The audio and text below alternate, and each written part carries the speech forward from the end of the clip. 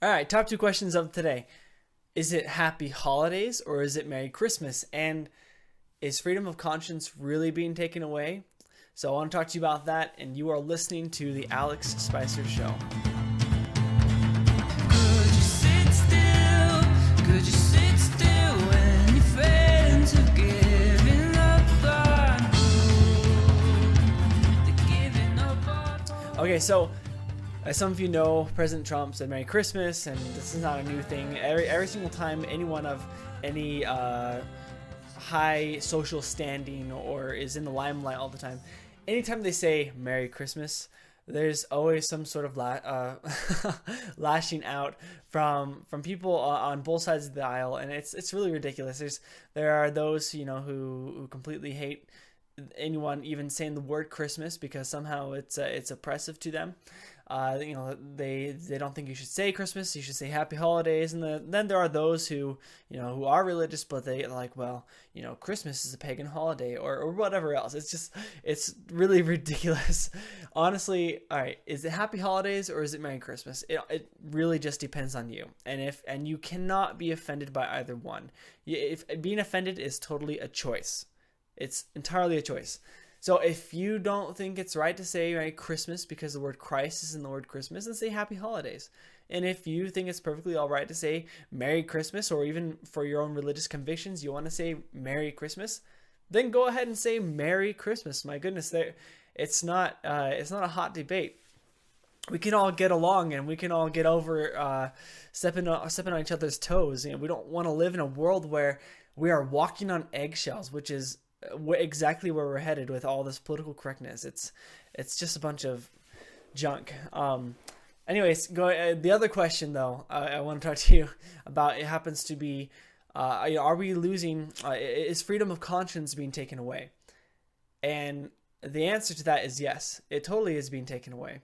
It's really interesting. I mentioned in the last podcast for around Thanksgiving time that William Bradford, he was the governor of the Plymouth colony, one of the very first colonies settled in America, specifically for religious freedom. And he said, that we should give a day of Thanksgiving because, and the very last thing he mentions is freedom of conscience, that we can live according to our consciences, and that is the essence of religious freedom, to be able to live as you believe. Now, of course, there's always this argument that comes to the other side, which is that, okay, I have the freedom to believe what I believe, and you have the freedom to believe what you believe. And though, there's a lot of hatred towards religion, and there's a lot of people trying to oppress people to live according to their own religion, what's happening is that same dumb excuse, when I say dumb, this same excuse is used in a dumb way is what I mean. They'll say, well, then I have the right to have an abortion.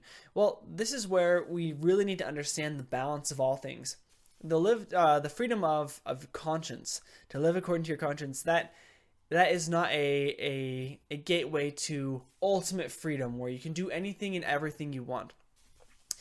All freedom is tailored, is modified by the other principles that exist, by the other human rights that exist.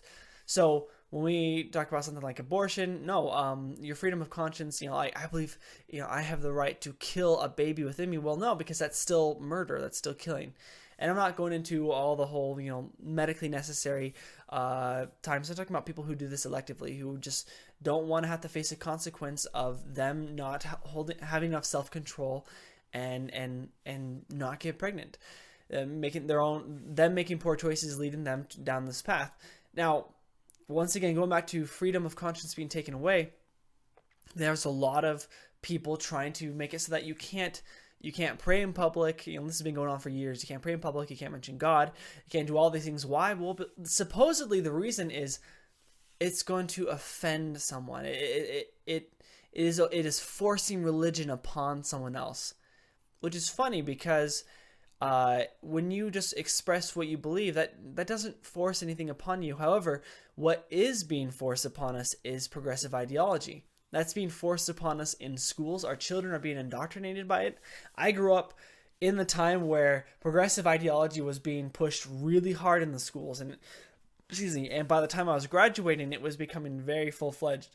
And so it's very interesting that to express yourself, your belief in one thing is to oppress and force religion upon someone else. But if you want to enjoy, your entertainment, your education system, or anything else, you are going to be indoctrinated. This ideology is being forced upon you, and if you disagree with it, there is a lot of backlash that comes with that. It's really interesting though, because this is the progressive tactics, and I talk about this in my book Millennial Morality, and it is that the progressive tactic is, if they find a viewpoint that they disagree with, then, and if they can't disprove, if they can't destroy that viewpoint that they disagree with through facts and through science, then the next step, the next best thing that they can do is to make it irrelevant. And I mentioned this in my book, that what they do to make it irrelevant, they've done this in the past, and they do it still today, and they've done it specifically towards religion and God, is that they introduce what is called moral relativism, and they use it as a tool to make opposing arguments. Specifically, in my book, in the case of my book, I mentioned religion and God. They make and conservative moral values, to make those irrelevant, because everything is up to the individual. It's moral relativism. It's up to you, which is really ridiculous. It's a very fallible concept, because once anything is up to the individual, there is no basis for human rights. There is no basis for protection or even laws or even governments. It's totally the open door for anarchy. However, progressives, they do not want anarchy. What they really want is to be able to obtain control. So once they can make the opposing view, the viewpoints that they disagree with, once they can make it irrelevant through moral relativism, they then indoctrinate the people with their viewpoint. Because moral relativism is like neutralizing the playing field. There's no one ahead of anyone, and then they use that to their advantage, to then indoctrinate people, to force upon the people through all the mediums that they control, whether it's the news, whether it's media, entertainment, schools. They then try to force their view upon the people, and once the opposing viewpoint, which is actually the basis for good, for moral law, for human rights, once that is destroyed, once that no longer exists, people will more easily cling to the doctrine that they then introduce, to these to the politically correct ideas that they introduce, because they no longer have a foundation, a reason to believe in the morally good things, because they were just told that it's all up to the individual. There is nothing better or good or worse than the other. What's interesting though is it's very much like a religion. In fact, it's very 1984-esque. What they have done is that now that they indoctrinate people with this, they introduce new doctrine all the time, new ideas, new concepts, and even if it contradicts the things they have taught or done in the past, or even contradicts concurrent beliefs and things they teach, at that time, it doesn't matter. People will still believe it. They'll follow it. And even though it's very idiotic, it's very much like 1984. If you know anything about 1984, written by George Orwell, it's where the government is controlling everyone so powerfully, so tightly, that it's basically coming through the TV screen, that whatever the TV is telling them to do, whatever they are told to believe or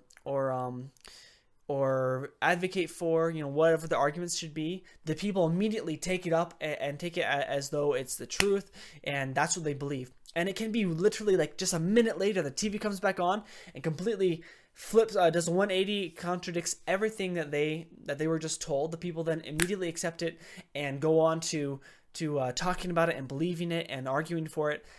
And that's very much what progressivism is like now.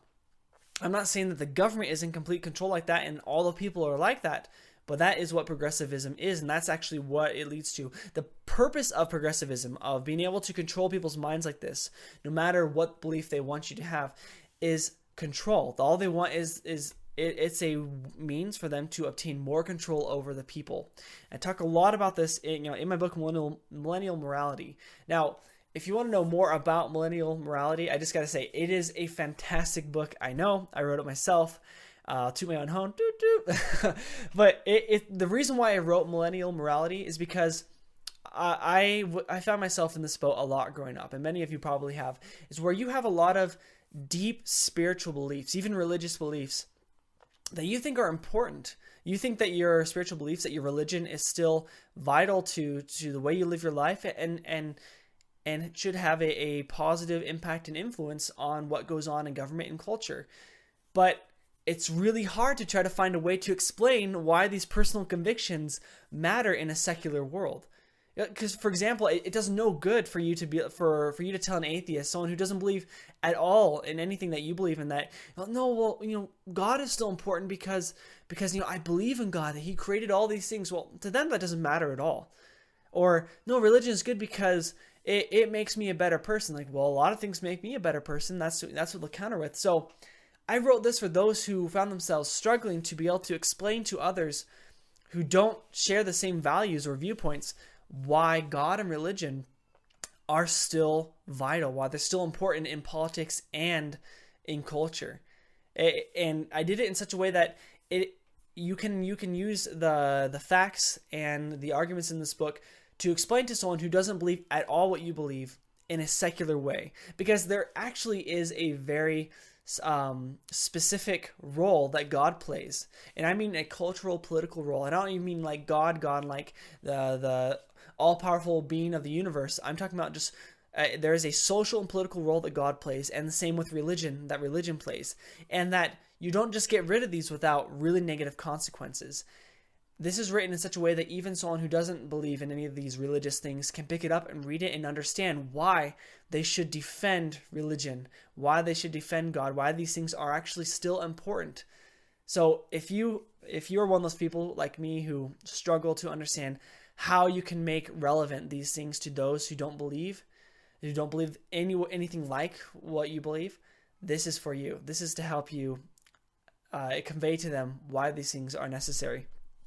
Why they're necessary specifically so that we can continue to have liberty, freedom in our rights. Now, I want to end on a book I just finished, and it's a Washington, A Life, written by, whoa, big thing fell down over there. Washington, A Life, written by Ron Chernow, and it was fantastic. It was a really long book. I had to return it twice to the library because I ran out of time reading it, and then finally got it back and I finished it.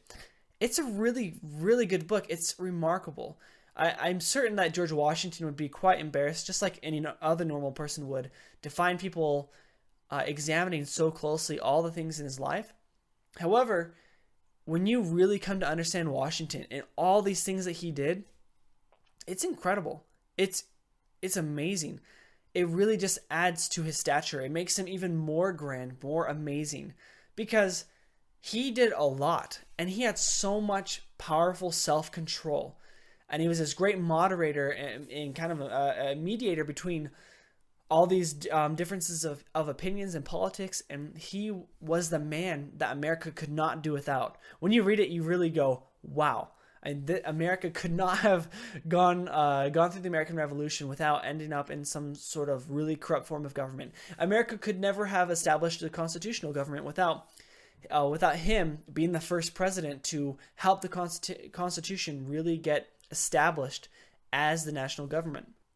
So it was amazing. I really encourage you, if you want to better understand George Washington, read Washington, A Life by Ron Chernow. It's really long. It goes through everything in his life, but you'll be really glad that you read it. There's nothing really to be bored of. I never can get bored of these things.